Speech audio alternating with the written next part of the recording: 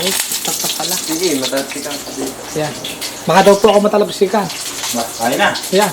Yung pong kaldero niya pinaglutuan ng balangbong. Anong tawag doon? Bong? Ano ba yung bong? Bilabong, ano? Ang tawag doon? Bulang lang. Bulang lang. Hindi mo alam ito ba yun? Hindi mo alam yun? Hindi. Para ka hindi tayo bundo. Bulang bulang lang. Nakabuti. Yan.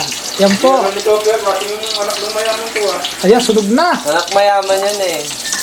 Sus, ato, binabalik mo naman anak mayaman. Naman. Anak. Yan po ang anak ni Doña Catalina E. Manipol na may